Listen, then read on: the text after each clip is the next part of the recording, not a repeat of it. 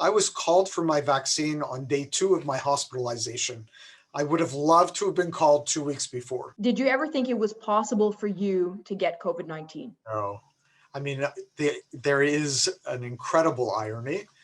So I'm division head of infectious disease, one of the infection control executive, and one of 2. And our responsibilities over this whole pandemic was not only creating the protocols, but enforcing them, putting them into place. And my contact, there was nothing you can do, only with the retrospective scope. Contact was with a colleague who was asymptomatic at the time, but then became symptomatic that evening. But having said that, we followed all the guidelines. We were both wearing masks. We were almost 6 feet apart. When I went retrospectively to measure it, it was maybe 5 feet, 7 inches apart.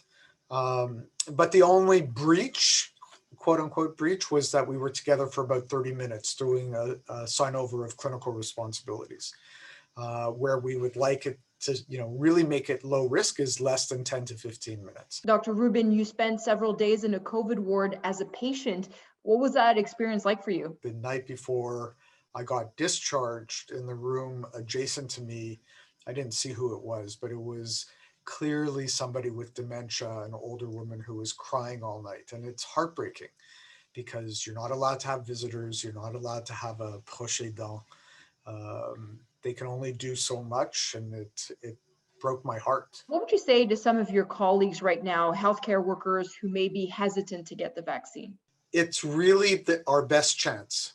And there's very little, from what we know in terms of the safety profile, the side effects after being given, there's very little to lose and only things to gain.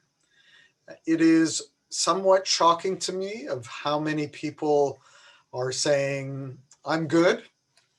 I don't need the vaccine. I want to see really what happens as it gets rolled out. I want to only get it when I know I can get the 2 doses. But there's the here and now.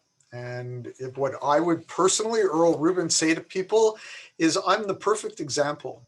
I'm more than happy to talk to people and answer their questions straight on. Thanks for this, Dr. Rubin.